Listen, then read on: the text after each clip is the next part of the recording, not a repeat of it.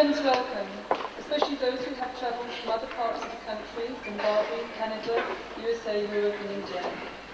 And a very special welcome to your homes. It is wonderful.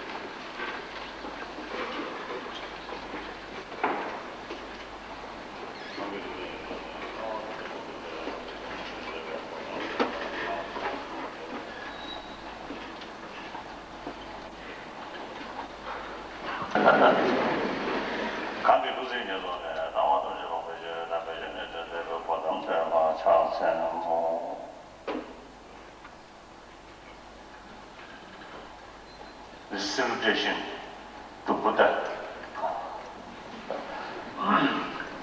This verse is wrote by Nagarjuna.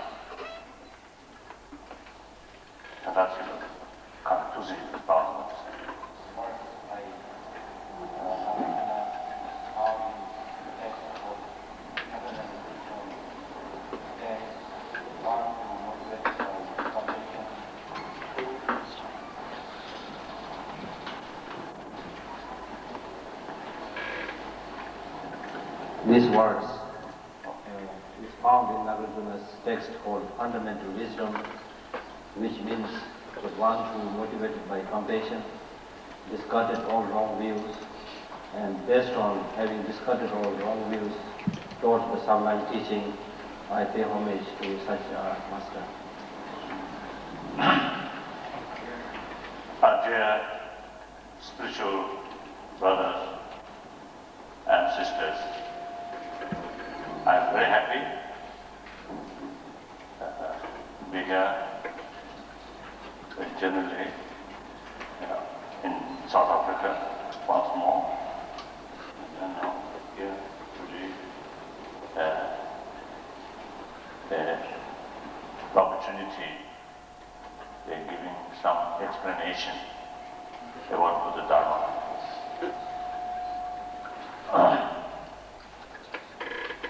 However, the South Africa is not a Buddhist country. You have your own traditional value, including traditional religion. I think here mainly among the white people, I think due to Christian tradition, or mainly Christian. Then in Durban here, the large number of Indian community, of course, the different, I think, the ancient Indian tradition, usually people call Hinduism, but other Jainism, things like that. Although Buddhism and Hinduism, generally speaking, like twin brothers, sisters, so there are many similar concepts.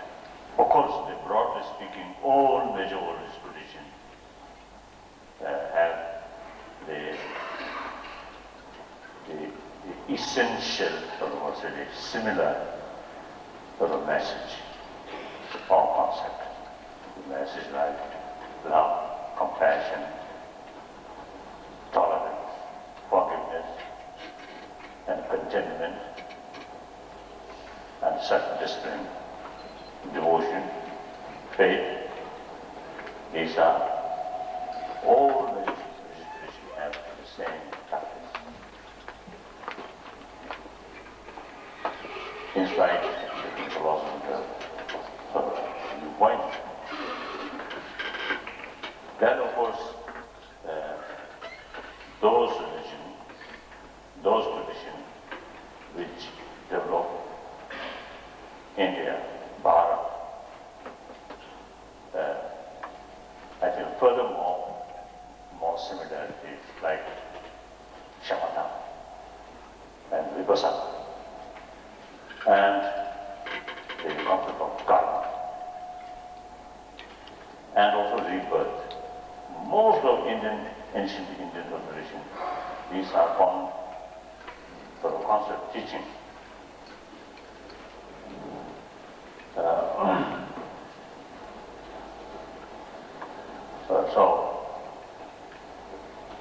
So when I give some lecture on Buddhism to traditionally non-Buddhist countries, I feel a little possibly hesitant because I always believe it is better to follow one's own tradition rather than to change the belief. Because your traditional sort of religion is more suitable to you.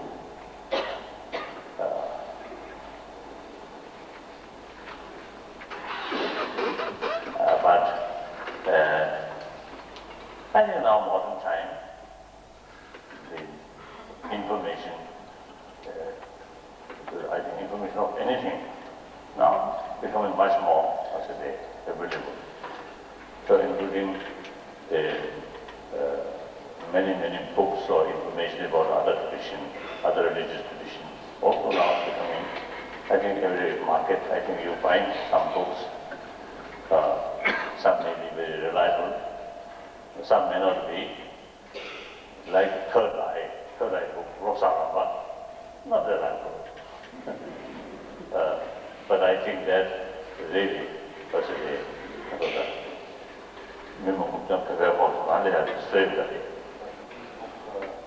Did really help in creating more awareness about Tibetan culture and Tibetan religion? And also I think such books, I think gives the unrealistic sort of or unrealistic hopes, unrealistic, I think, expectations. That also I think possible. So in any way, there are information that is available. They interact with different tradition, different sort of culture, now growing. So therefore, even this Tibet in the past, completely isolated, and the Tibetan population, I think more than 90% or 99% perhaps, the Buddhist. However, among them, at least the last, I think, 4 centuries, some Muslims there.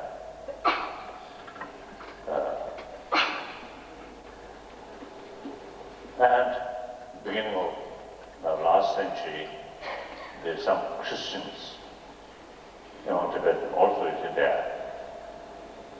So similarly, in the West, non-Buddhist countries, where among millions of people, some individual may have more interest about other traditions like Buddhism. So we find some small groups, they themselves call as Buddhist. So suppose here mainly to those small groups called Buddhist. However, I think here, I think a variety of people, perhaps, although I cannot see very clearly because of the light.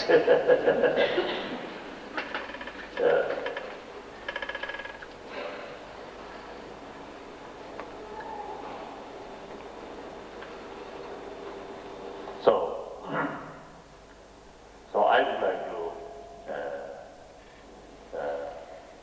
I think, to explain or to tell you, I think some broad what's the day? Yes, broad aspect of the subject. Perhaps I think majority of you may not know what is in my usual interest or thinking. So I would like to tell you some of my basic thinking or my basic commitment. The number one, my commitment is promotion of human value. That is, I believe, as a human being, or even global level,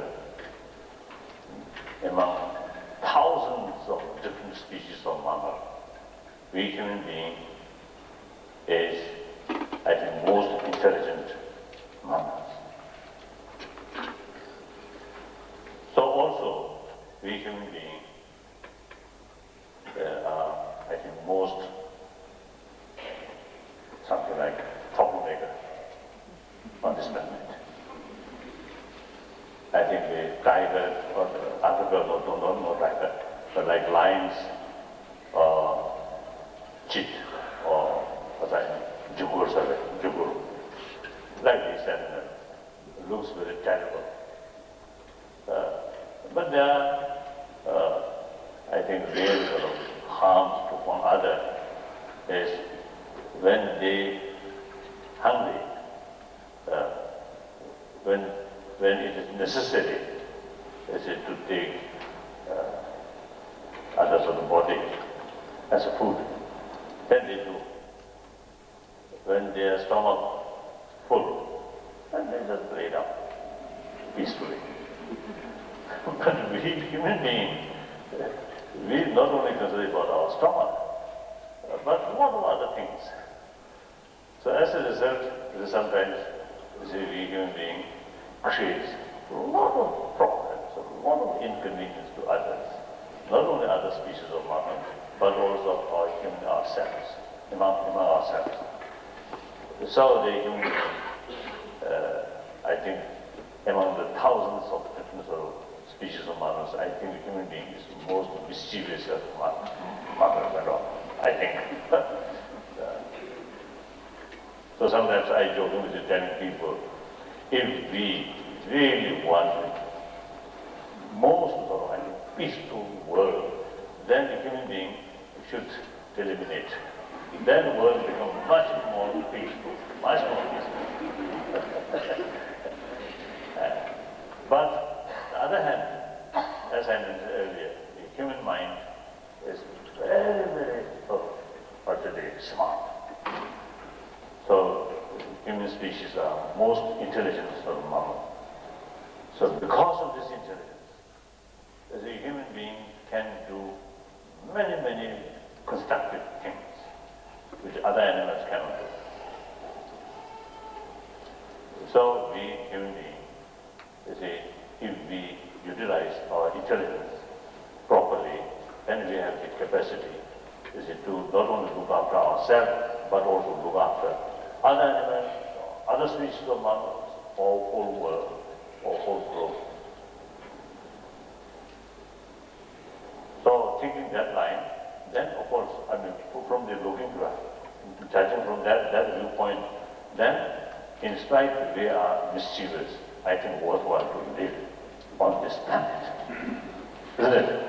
So now the question is, we should live happily, peacefully, compassionately. then not only less disturbance to others, but also ourselves be much more happier. So those elements are mainly in mental level, those elements which support these positive velocity, a positive quality, support, yes, support for well-being, or happy life, peaceful mind. These are the values I consider. Like when we're born,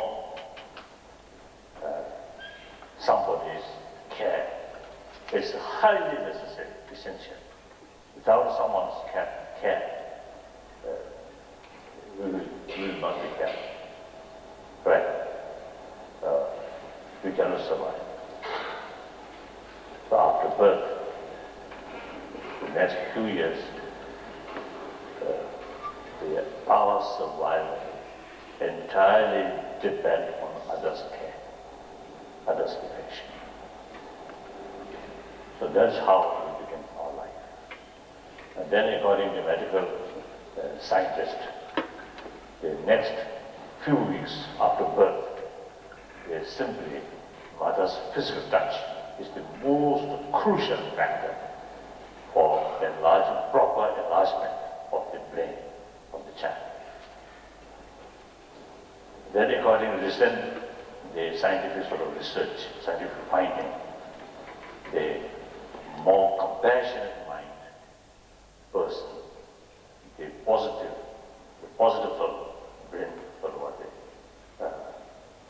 activities. That means the left side of the brain, when more active, become more active, then the person's mind as well as health will be more positive, better. So now through scientific sort of research, now compassionate mind is a very positive form for our interest. And recently, one of our meeting with scientists, the specialist about brain conditions, so they make presentation. In their presentation, they stated when compassion sort of develops in the person's mind, then in the center of the brain, they say that there are a certain area where more active comes. That's the source of energy, source of enthusiasm. So that means clearly the compassion brings us inner strength, energy. So these things not come from religion, but by biological sort of element. And this is physical, very much linked with emotion or mind. Of course, generally speaking, mind also the production of the body.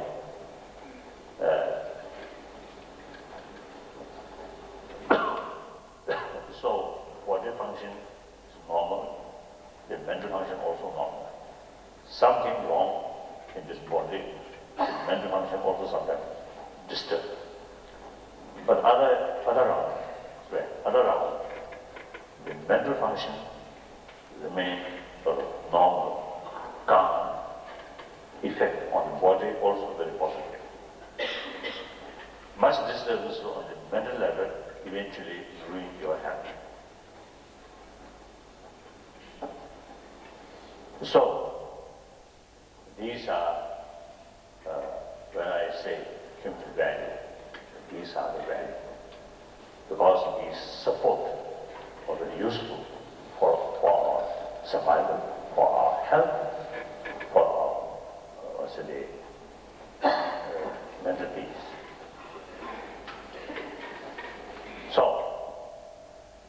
that's, I feel,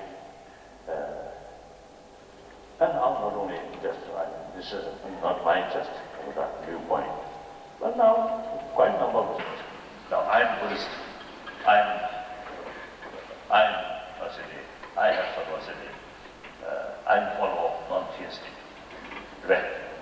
So therefore, and also I'm believer of non-self. So not only believe, but also meditate on these things, as a result, some feeling. So therefore, when I look from this angle, then the concept of soul is wrong view. And also, the concept of creator is from the, strictly speaking, from the non-theistic viewpoint, is wrong view.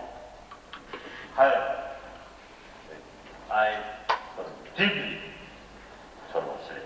accept these views are very useful to some people. So I not only respect, but admire how many millions of people get inspiration from these traditions in the past, today, even future. Therefore, if someone who has serious concern about all seven beings, then we must respect all these people who provide a lot of inspiration to a lot of people. So similarly, those I think very strong believer of God. When you hear, or Buddhists do not have that kind of concept, then you may feel, oh, Buddhist is bad or nihilist, right? But atheist or nihilist. So that's, I think, useful to know some Buddhist training of mind, and in order to become a more compassionate person. Then the person may see, oh, this charitable Buddhist concept also, oh, something worthwhile.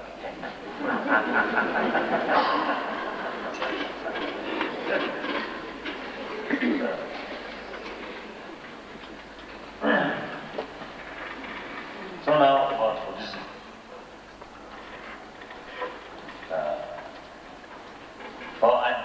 As I mentioned earlier, since I am Buddhist, so therefore, when I explain about Buddhism, you may find a little prejudice there. Prejudice. Then you should know, oh, this part is a little prejudice there. Something unrealistic or something unbiased. Then you should give it. Or I think now since we have no text, feel free, whether shorter or longer. If we have some text, then in any case we have to complete. So now time is in our hand, right? So I think each session, at the end, each session, I think some 15 minutes to 20 minutes, some question and answer. So now still another 20 minutes, some explanation, then another 20 minutes. Okay. So in the time of question and answer, if you have some argument, the tradition of Tibetan Buddhism is based on the text which is wrote by these Nalanda masters. So,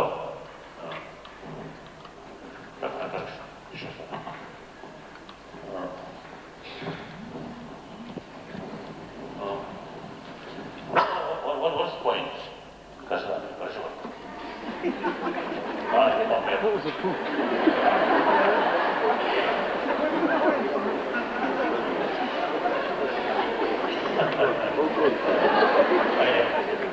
Yes, now it's very important to respect other tradition.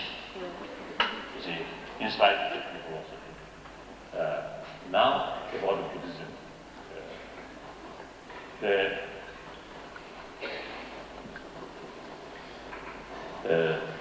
I think generally, in the Buddhist tradition, there are one Buddhism mainly based on Pali literature and other mainly on Sanskrit. Now Nalanda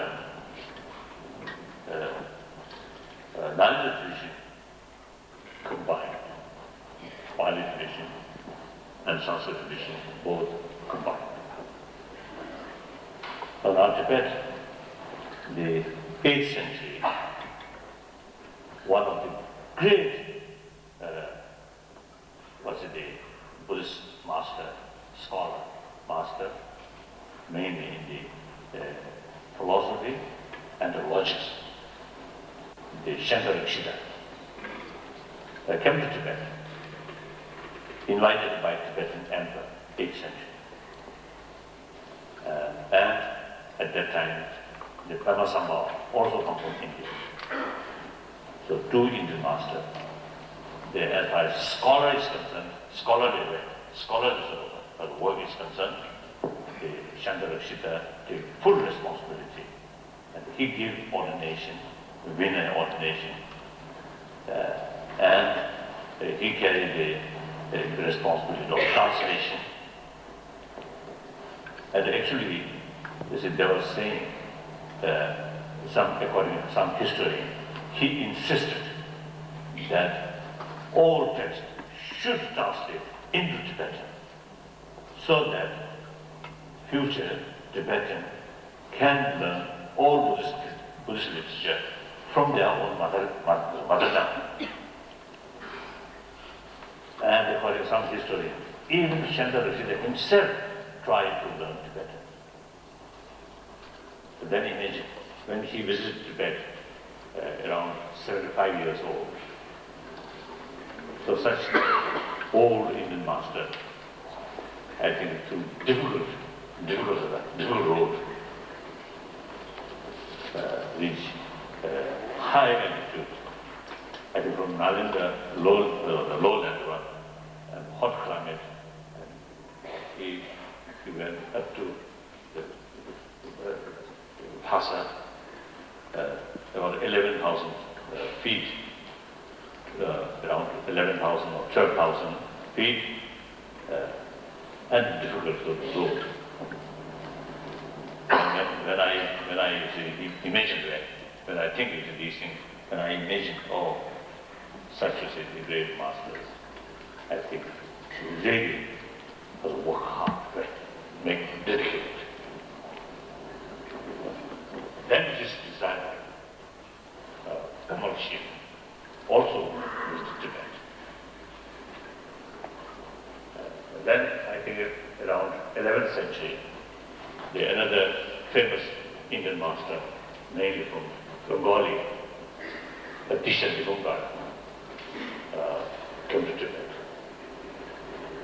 But besides that, quite a number of Indian masters visited Tibet, as well as Indian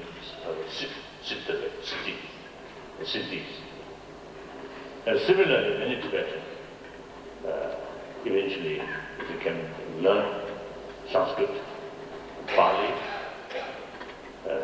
in India or Nepal, and then carry translation work, and also receiving some oral teaching from Indian masters.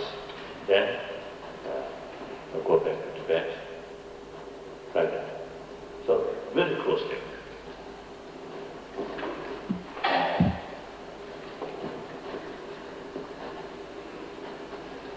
Now within Tibetan Buddhist tradition, I think some people may know the Nyingma tradition, the Tigata,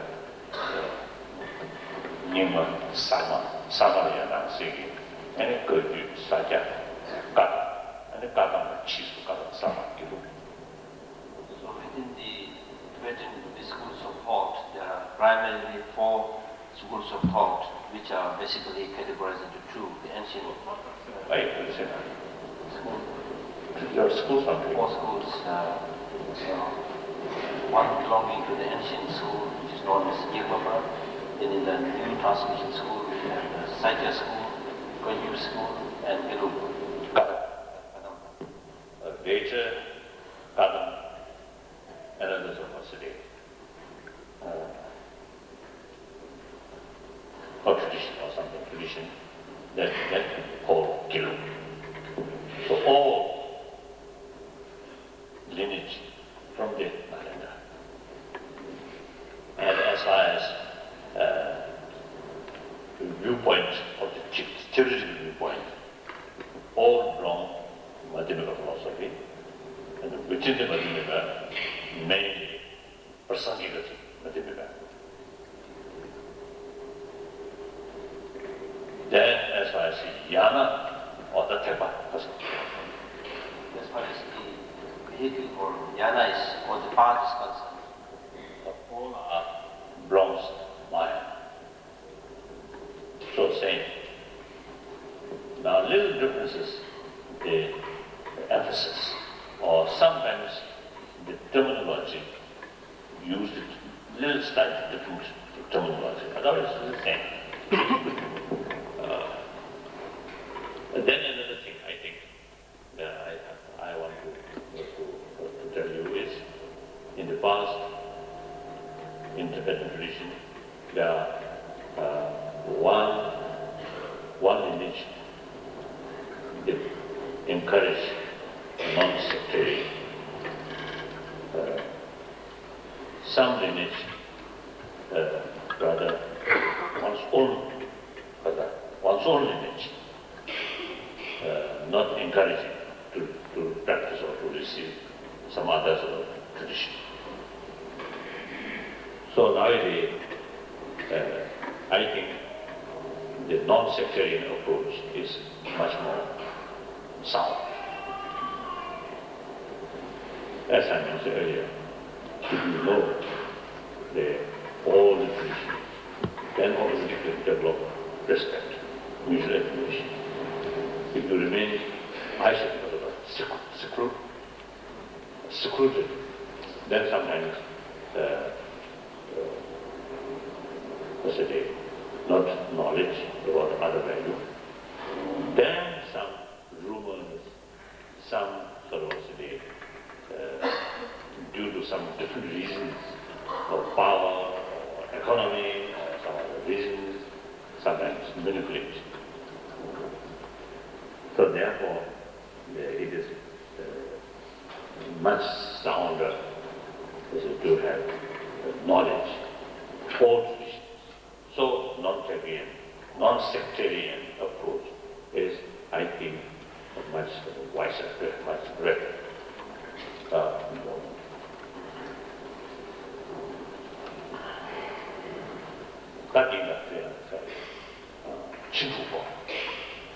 And now I'll come to the main topic, which is the practice of the six perfections and mind training.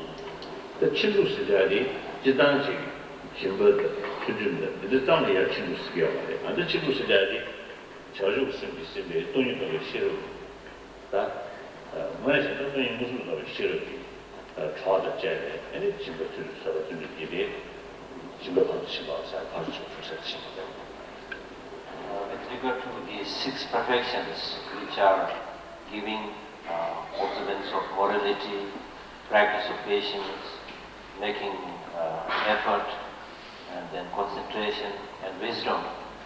These six practices themselves actually are not entitled or not given the name as perfections.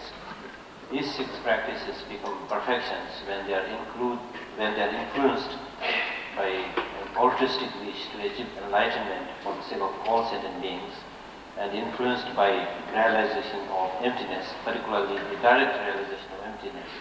It is only when these practices are influenced by these two practices, then they get the name six perfections.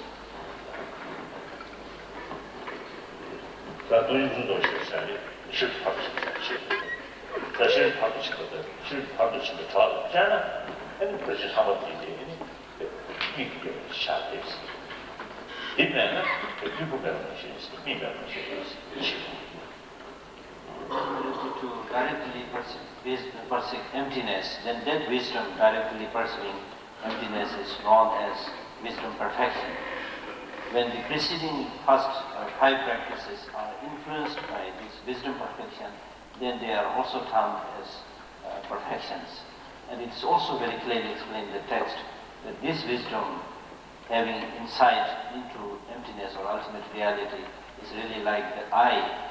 And when you get this eye of wisdom, then the first 5 practices, which actually are like blind people, get the vision, are able to proceed on the path. So therefore they also get the then perfection.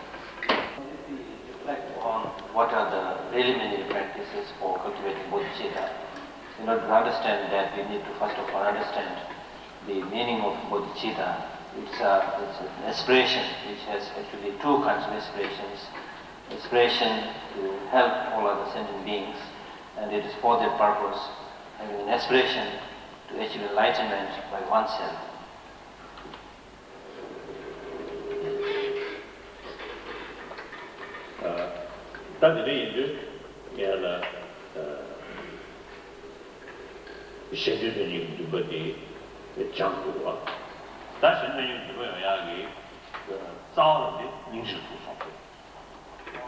It becomes very clear that we need to, first of all, develop this aspiration to fulfill the purposes of all sentient beings, and which has many conditions. And the most important route for cultivating this aspiration to help other sentient beings is great compassion.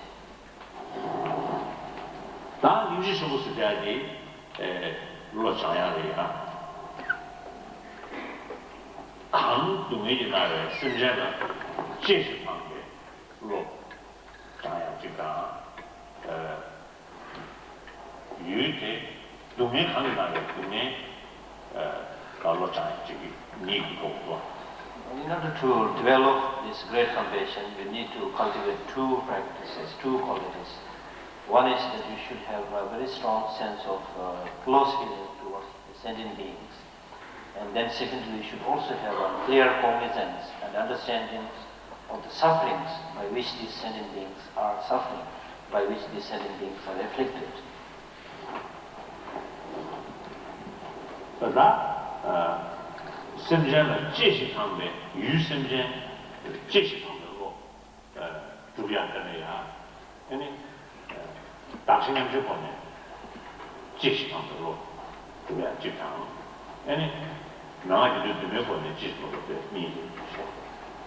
You've got to develop your mind that sees all sentient beings, something very close to your heart, something very dear to your heart. This can be done through 2 practices. One is through the practice known as exchanging oneself for others, in other words, exchanging yourself for others. And then the practice known as the 7 cause effect instructions.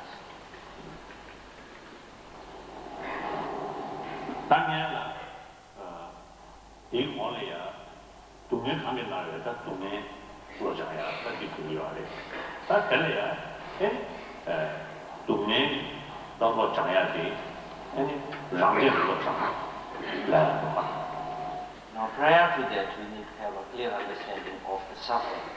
With regard to developing a clear understanding of the suffering, it is much more effective if you have a clear understanding of the suffering upon yourself, the sufferings by which you yourself is afflicted.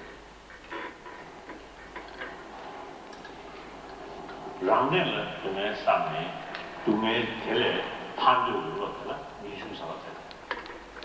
have a clear understanding of the suffering by which you are afflicted, and when you develop a genuine wish, a strong wish to get liberated from that suffering, so this kind of art, that you be liberated from this personal suffering, is known as renunciation, wish to get out of this cycle of existence within the samsara.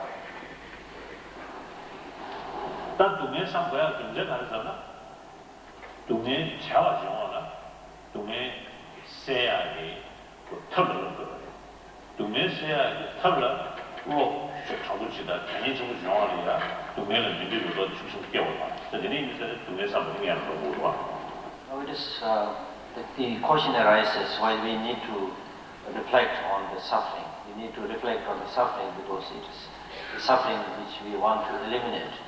And in order to do that, we need to first of all have a clear understanding of the ways and means by which we are able to get rid of those sufferings.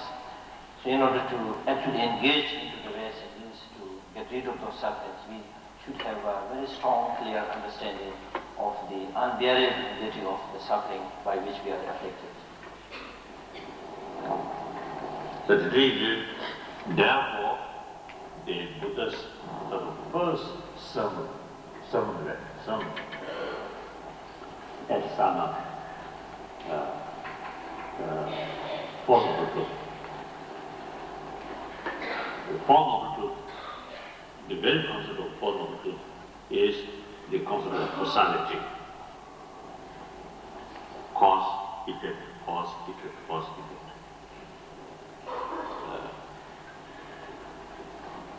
So since the Buddhist explanation is everything, every phenomenon which is changing, in the nature of changing, then there must cause. The cause itself must have cause. So cause and effect go like that. So therefore, if this beginning, that beginning is causeless, illogical. So cause must have its own cause. So beginningless. Now in terms of the external world, no beginning. Suppose forming of the whole universe, like the Big Bang according to Big Bang theory, the whole universe is there. I think the whole universe which we perceiving this is a star. So why Big Bang? There must be cause. So its own causes, like that. So the very reason why Buddhists have no idea of the creator is, if you accept creator, that's the beginning. Then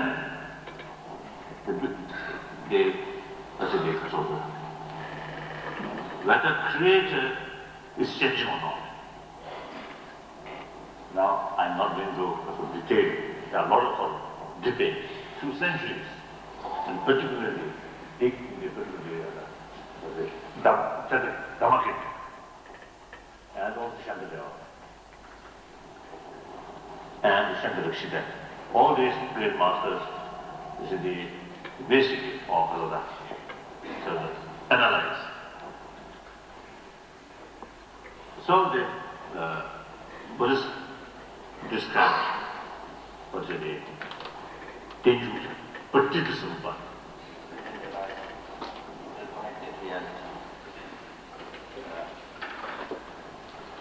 So the Fourth Noble Truth, the idea or the concept of Fourth Noble Truth comes on the theory of law of causality. Then, why Fourth Noble Truth? Two truth, the suffering as a result, and its causes. Then cessation is the result of permanent happiness, that's result. So its own causes. Why these two causality? Two causality. Why? Why? We do not want suffering. So we should know the suffering and suffering's cause. And we want happiness. Therefore, the permanent cessation of suffering and its cause. So that's what the problem is. Why it comes. Now, to make a refer to the first suffering, first form of the Fundamental Truth, which is known as true suffering. In terms of suffering, three types of sufferings are being explained: suffering of suffering, suffering of change, and conditioned suffering. The first category of suffering is, everybody knows the suffering is like pain. Even animals also know suffering. That's the first level of suffering. Now the second level of suffering is, usually we consider pleasure or happiness, happy state. These are ultimately all these subject or punishment are created. The second level of suffering, which is known as suffering of change, which we normally take as a source of happiness, experience of happiness, but the more we enjoy that kind of superficial happiness, the more it leads to suffering. So therefore, this clearly indicates if it is in a kind of contaminated experience, then it will gradually lead to suffering. For example, when your neighbor has a new car, then you want to have that kind of similar car. Then, with some money, and you will borrow from someone. Or if necessary, a little cheating.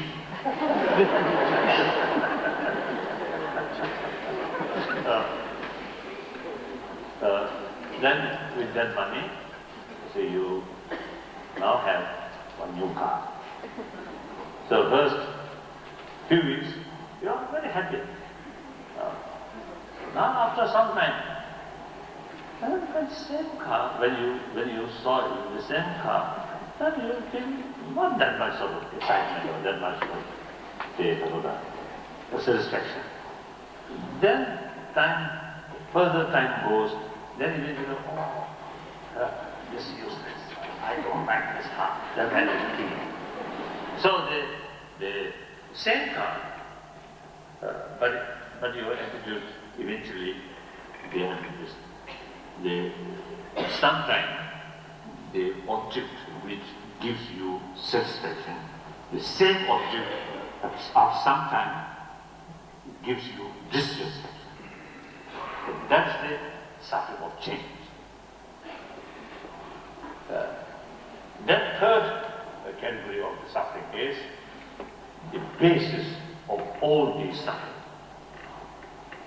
That's our birth of this body, mainly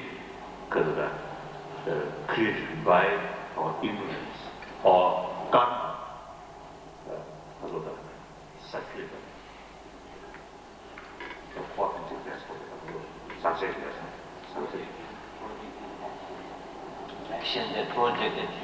An action that projected you into this very cycle of existence. So we need distinction. There are karma or action. There are one motivated by negative or ignorance. So all actions which come from ignorance, that's the subject. These are known as contaminated actions.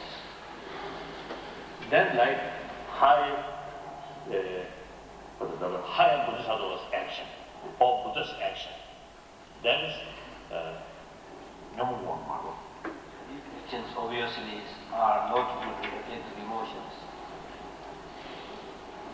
So we have to make distinction between karma. Some are beyond cyclic existence, some within the cyclic existence. So it's those body which created by samsaric karma, That is characteristic of this is basis of all suffering. These are known as conditioned suffering. And it is this conditioned suffering which acts as the basis of all sufferings, in the sense that it's because of this conditioned existence, this our own existence, which is result of contaminated action and afflicted emotions, and it is because of this we are liable, we are prone to all types of suffering.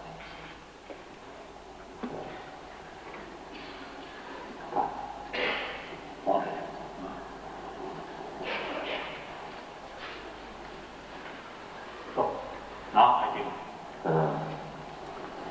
I want to end here. Lots of questions.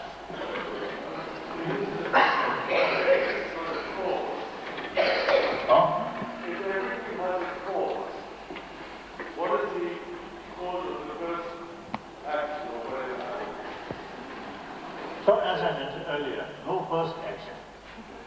So how did it start up? How did it all begin? Begin with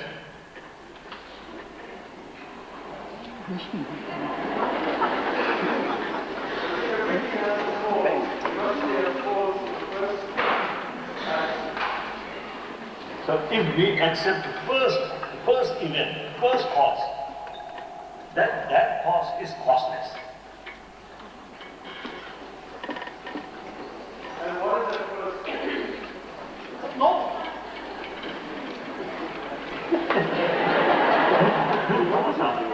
Humility. On the point, it is because of this fact that we Begin with.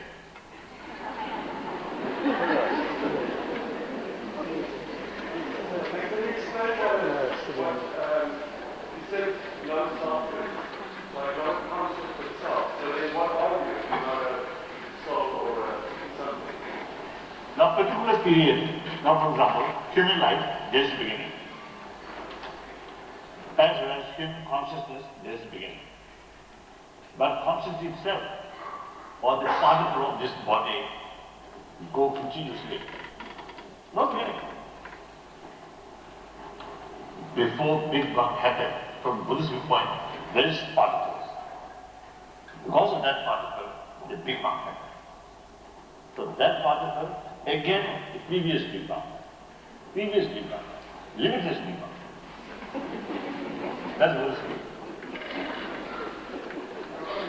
Now second question. Choose your question. Oh. All together.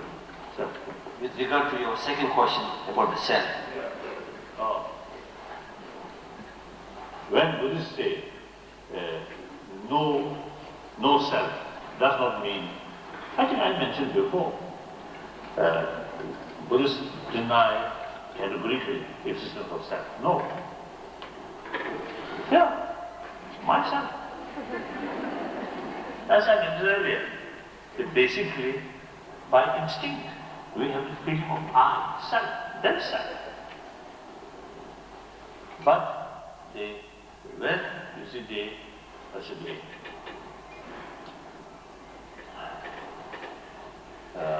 some school of thought, on the basis of that instinct feeling, eventually, intentionally, because of that, philosophically designate the impure. self as a possessor, as I mentioned earlier. Physical mind is possession. The possessor must separate the identity. So that is intellectually created, not reality. So Buddhists deny that kind of existence of self. Self is merely designated on the combination of body and mind, not separate identity. If there is separate entity there, we must find. On conventional level, we can find body self, the Tungshi, basis of forming of this body, not just our case, but 1,000 and 1 million 1 million years ago, 1 billion years ago, 10 million years ago, before you see sounds of these started, the original particle of this body is still there, the continuation. Not particle itself, but particle itself also changing. So it's continuation. Therefore, in Buddhism, we talk about two kinds of continuity. One is called continuity of the same type, another is called continuity of the substance. So, continuity of same type. Continuity of similar type. Similar type, that's the beginning. This human body's continuation started only when conceptual take place. Conception take place. But in terms of the continuity of the substance, or continuity of substance, then before that, at the forming of the whole universe, there, the continuity of my bodies, the particles, the continuity of the substance begins. Some sense?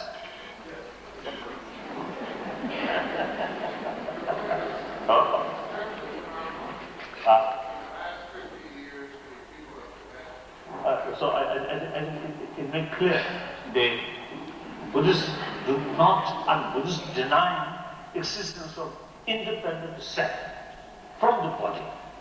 But Buddhists do not deny the existence of self itself. Body changing, self also changing.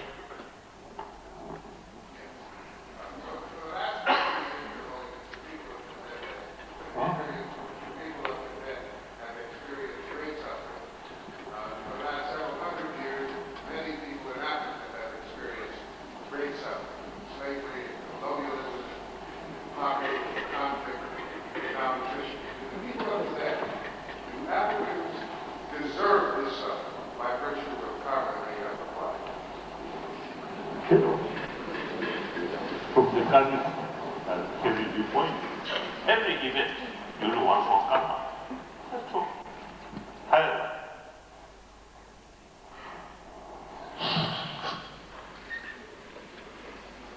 karma or the cause of the event, they never fix till the last moment. Because there are a lot of, like I said, billions of karma. So, which karma become karma?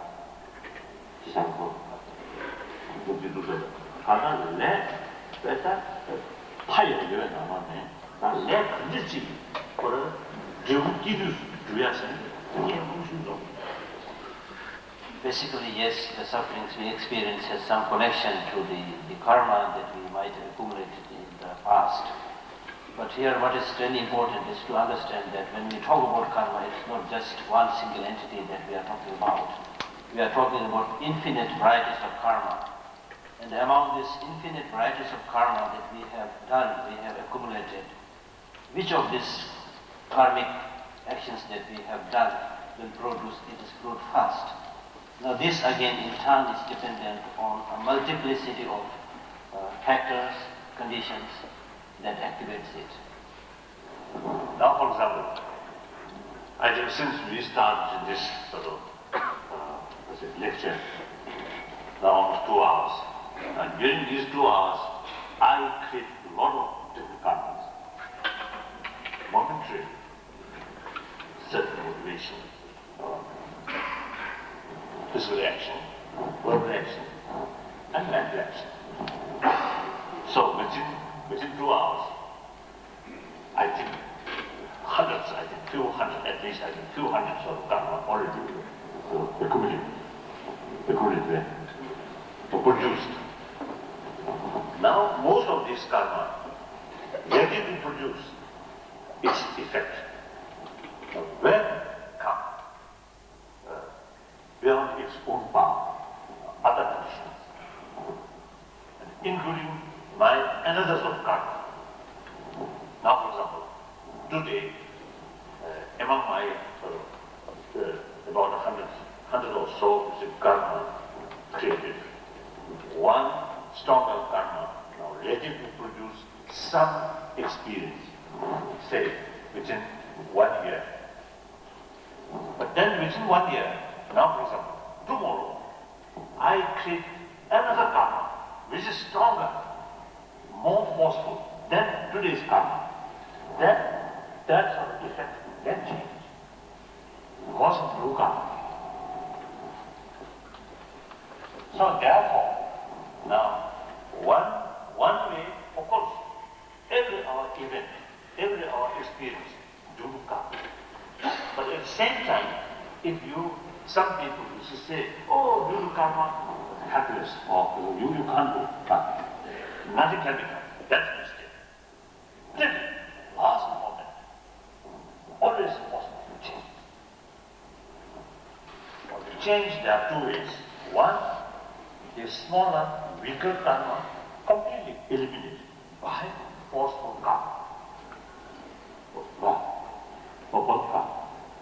To produce a result reduced. Sometimes it prolongs. Sometimes the time of its producing the fruit can be postponed. So like that. So therefore, all the things are due to karma. So some kind of destination. But that does not mean everything fixed. No. Till the last moment. Always there is chance to change. So how to change?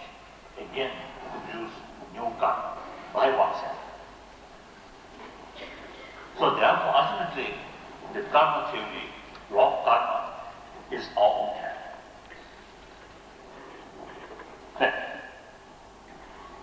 Yes, then yes.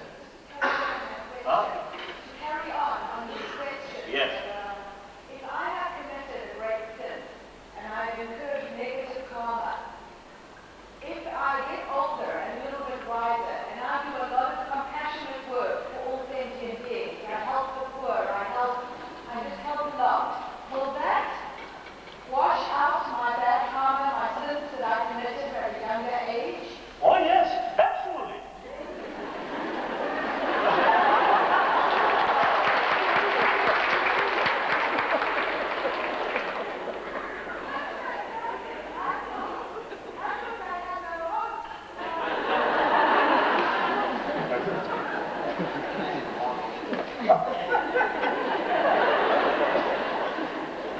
So you see, Buddhist, according to Buddhist the concept, they are, all sentient beings, the consciousness by itself pure. So these negative sort of emotions, of course, no question, action, but the emotion itself, like waves. The ocean always remains calm, but the waves, due to wind or these things, due to climate, due to temperature, and the wind, sometimes bigger, sometimes smaller, but even very strong wave, come and go, come and go. So the emotions comes and go, come and go. But underneath, the subtle consciousness always remains pure. And then furthermore, all the negative, all the motivation which bring negative something result, all these emotions are no value, no validity. The positive emotion always have the sound foundation. That means the negative emotion, if you investigate further, no sound base. no sound reason. Like anger, hatred, just spontaneously hatred comes. And some supervision is this person, so that will harm on me, things like that. But then further investigate. This person, they create that kind of the harmful action for me is independently or due to some other cause. Nature, many other causes. So under many other causes, then this person then become almost out of control by himself or herself. Then that action happens.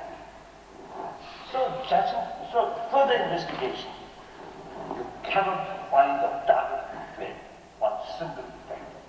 There are so many possible conditions. So therefore, now like anger, hatred, no sound basis, but due to ignorance, due to what was it? Situation.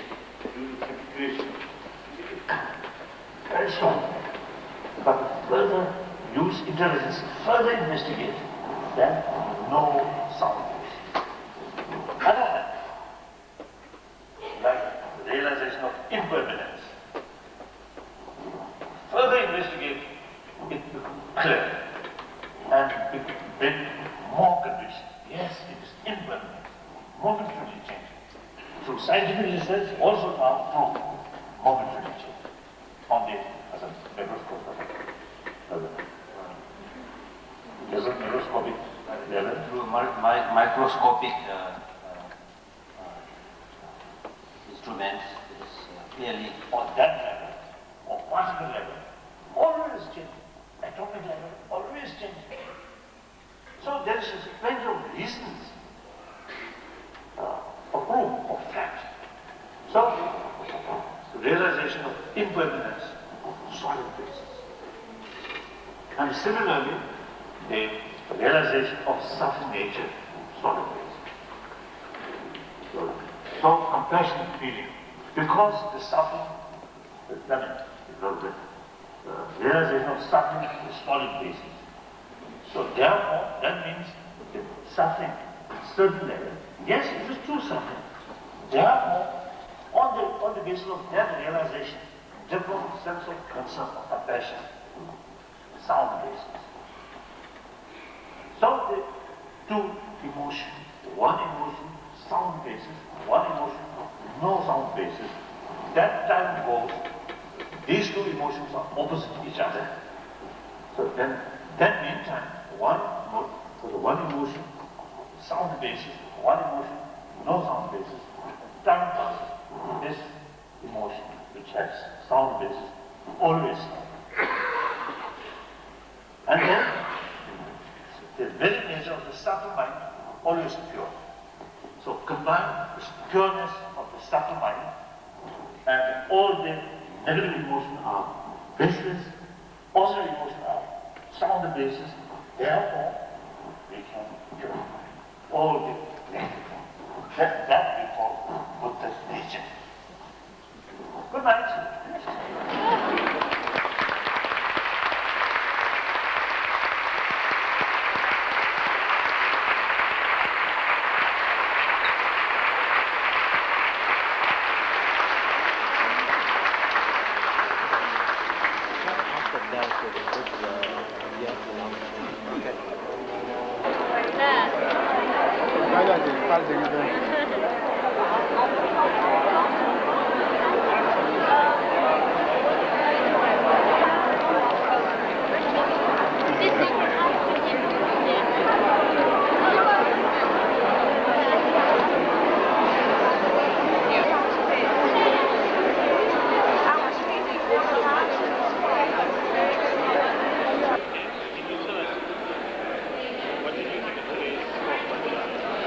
I thought it was really inspiring because there's just so many ways to interpret things and we are very limited in our own thinking due to our own prejudices and upbringing, and when you hear something so profound, as was said today, it just opens your mind up to there's so much still to learn, and there's a wonderful opportunity to learn compassion and empathy for others, and to appreciate what other people are going through, and in doing that you draw closer to them. And yeah, it's just wonderful to have had this experience, and there's just an amazing abundance of love that we can share with each other. Yeah, I'm looking forward to tomorrow, and it's just beautiful to be in this environment.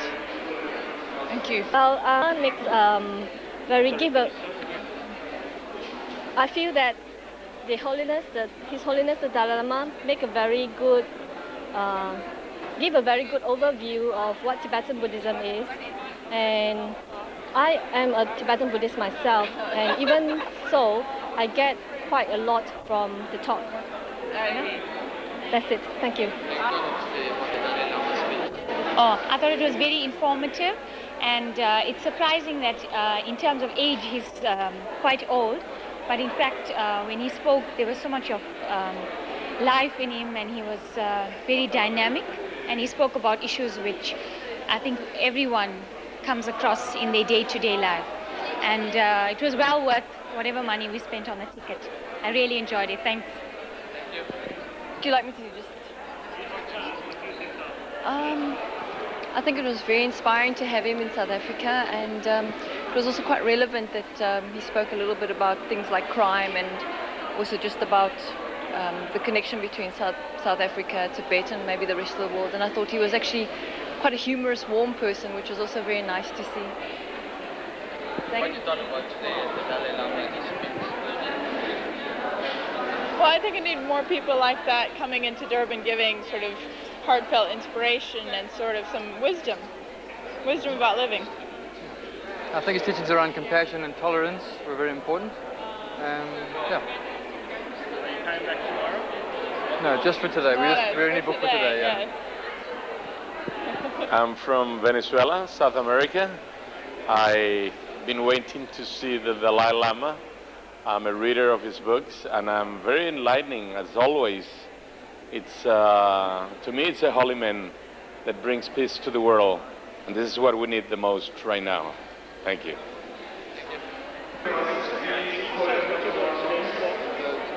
What I got from the talk?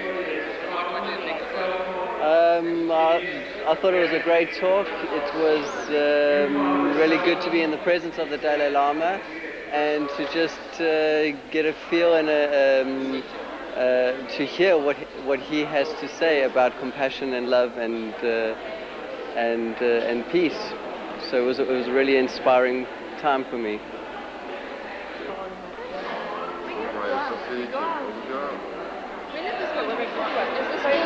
This is for the Tibet Society of South Africa.